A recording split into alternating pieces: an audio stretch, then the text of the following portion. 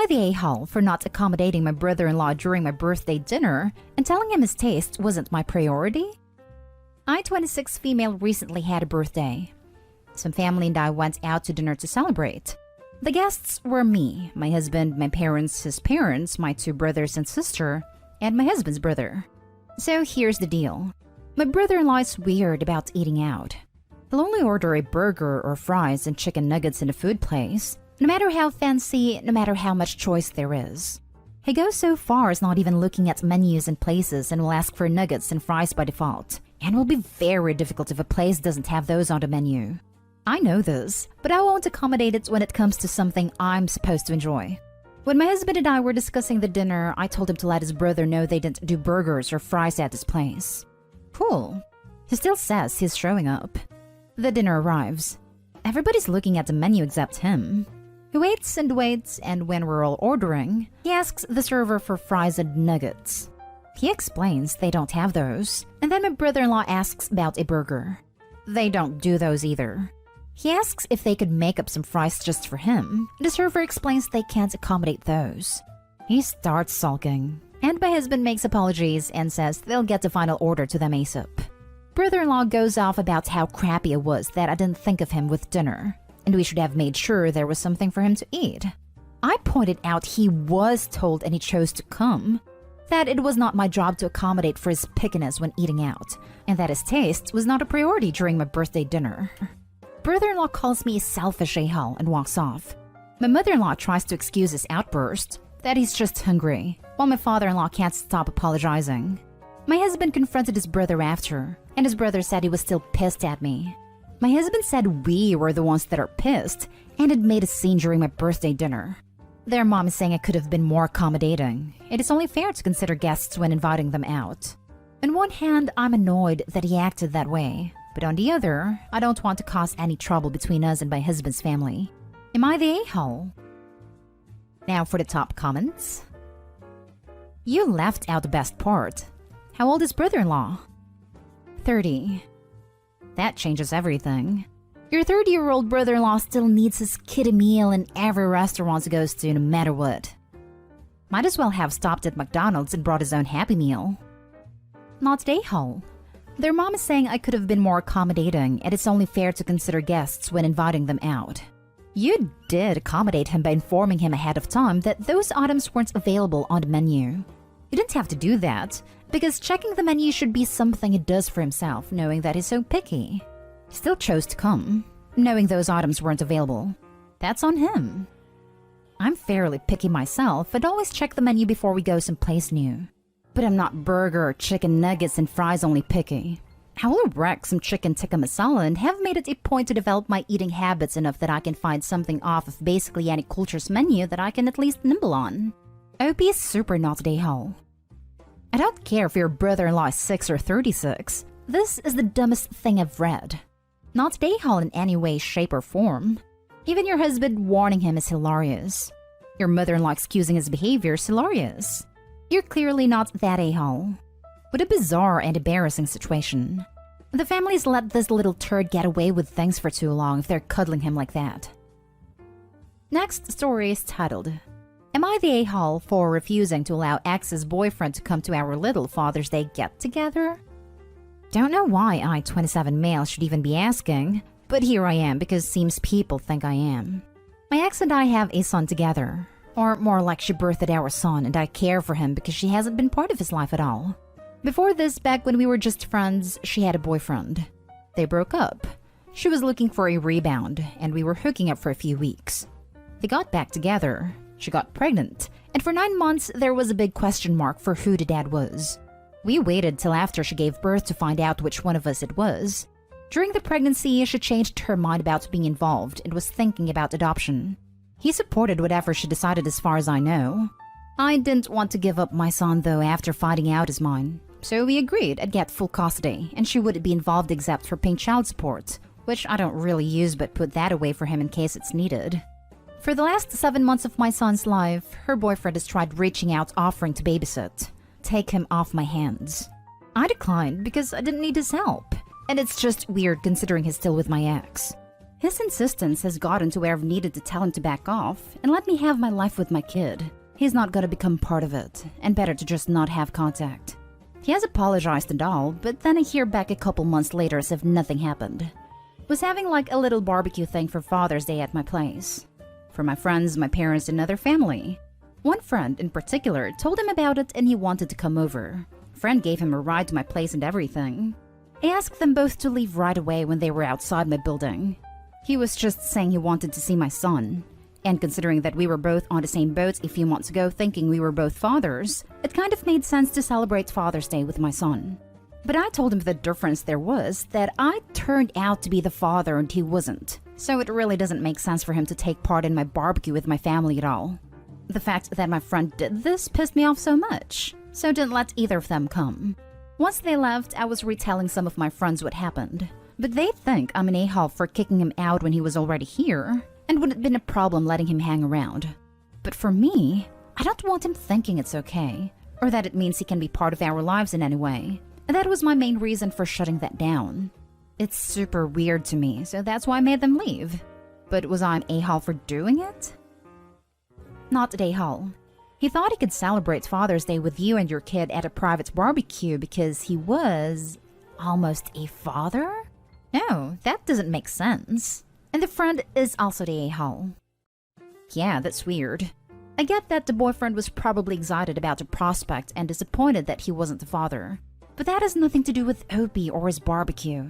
I think the boyfriend is not the a-hole, but the child's mother, the ex, is for not stepping in to stop her boyfriend from trampling Opie's boundaries. Not the a-hole, Opie. 100% not the a-hole. As a single mom with trust issues, this is all sorts of red flags. He was cool with giving the baby up when he thought it was his. Now he knows it isn't his and suddenly wants contact? This is creepy as hell. Is there a custody order in place? I'm assuming there is. If not, you need to file for one immediately for full physical and legal custody. If you already have one in place, I will immediately move to telling him that if he continues to try and pursue any type of custody of your child, that you're filing a restraining order. As for your friend that completely disrespected you by bringing some random to your home, I would remind them whose home that is, and tell him he's not allowed to invite anyone without your permission ever. This is a no-brainer in basic decency. Basically, everyone sucks here except for you, Opie.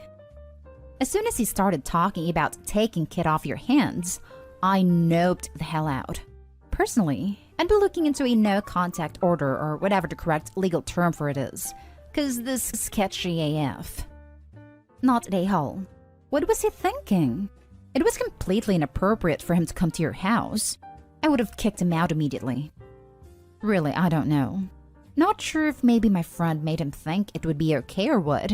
Like, I've made it clear for months he's not going to be around. Now, for the next story. Am I the a-hole for refusing to pay for my friend's expensive dress which I ruined while I was drunk? I don't drink alcohol at all. No health reasons. I just choose not to since me drinking has resulted in a lot of very impulsive, very bad decisions in the past, so I haven't had a drop for 3 years. My friends know this, and they also know the reason.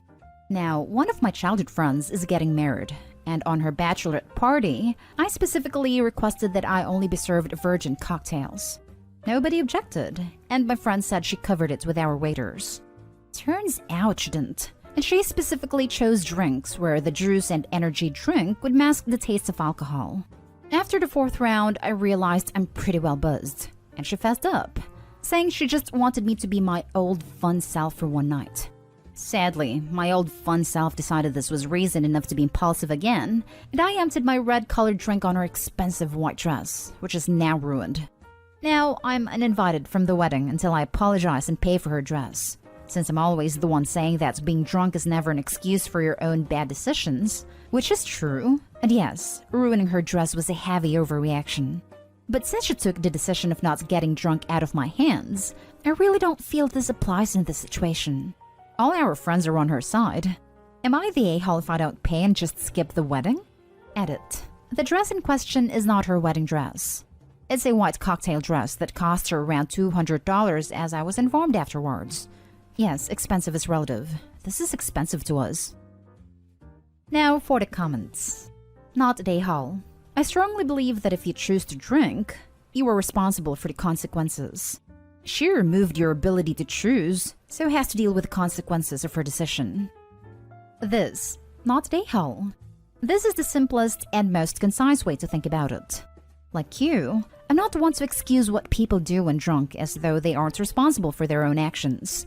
But in this case, your anger was completely justified. It may have been a little crappy to ruin her dress, but it's not at all on the level of intentionally spiking you with something you specifically told her you didn't want in your body. She violated your consent, and she's the one who should apologize. If you get that apology and feel like it, sure, you could apologize about the dress. But to apologize first would be to concede that her dress is somehow more important than your bodily autonomy, which it is not. I'd suggest not going to the wedding, and maybe not being her friend at all if she can't see she's in the wrong here. Sounds like your other friends are just as bad. Not at a-hole. If this was some random guy giving her drinks with alcohol in them without her consent, then the police would have been called. So she drugged you. Not at a-hole. Yeah, seriously. I'd be so upset with this person for doing that. That's so messed up to spike someone like that. Was it an overreaction? Maybe. Did she deserve it? Absolutely. She violated your consent. I'm voting not at a-hole. And if I'm wrong and you are the a-hole, you are the completely justified a-hole. The a-hole the world sometimes needs. If this destroys the friendship, remember this. She destroyed it when she violated your consent, not when you got alcohol all over her. Last story. Am I the a-hole for being honest with my sister-in-law about why we never host family meals with her family? My husband and I have been together since high school. Married straight out, and we have 3 children together with another on the way. I have known his family a long time. I get along really well with them for the most part. But I will be honest that we have not hosted a family dinner with his family in a very long time. Our reason for this is simple. How much my sister-in-law's oldest 2 children, 11 and 9, eat. These kids have huge appetites. We're talking 3 pieces of chicken with a roast dinner, 2 or 3 helpings of roast potatoes, extra veggies, extra gravy. Between them, they could easily scoff what our household would eat in one meal. They are active, very sporty, and we know this lends itself to it. But it gets expensive, and my sister-in-law and the kids gets pissy when someone doesn't allow them multiple helpings. We have seen issues with her and another sister when the sister said no to thirds for the kids. And if you leave the food on the table for people to take what they want, the kids leave so little for anyone. My other sister-in-law admitted she needs to spend an extra $20 on extra food just for them, and that she struggles to prepare enough food. So my husband and I made a decision that we would not put ourselves in that position. He considered asking her to bring extra food for her kids, but other sister-in-law suggested that before and sister-in-law was pissed. Anyway, my sister-in-law made a few comments about us not hosting before. How we owed everyone some really good dinner.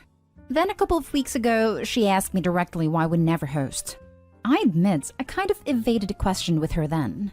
But she brought it up again a few days later, and I was honest. I told her I did not feel we could keep up or afford to accommodate her older 2's appetites, and we knew she felt like it was on the host to provide enough. So we simply didn't.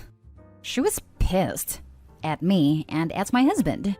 She told me I was so rude to say that to her. That I should not blame her kids for our refusal to feed a family.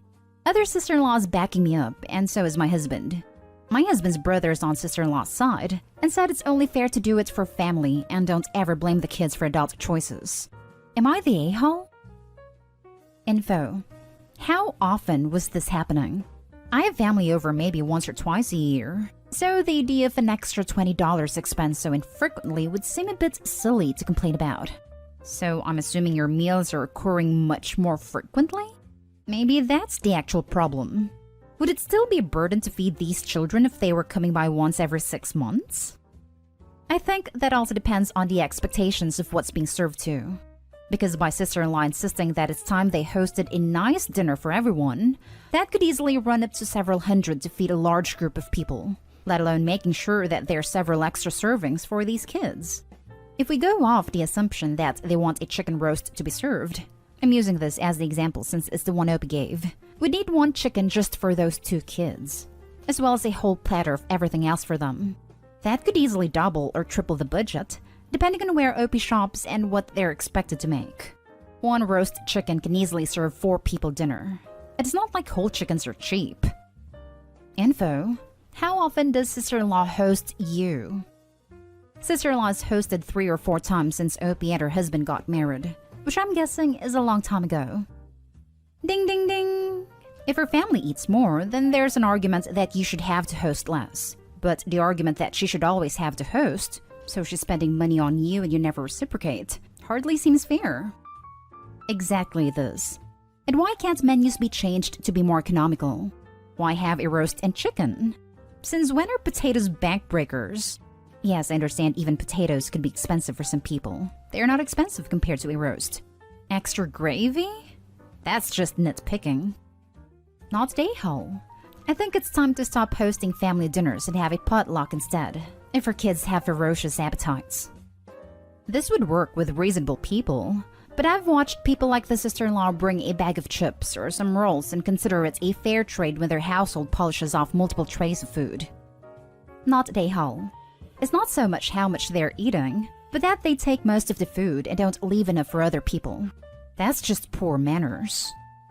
This sister-in-law needs to feed her little garbage disposals at home before taking them to a meal at someone's house. Yes, I've done it. Had an active teenager who sort of runs for fun and could eat his weight in pasta every day. You do what you gotta do.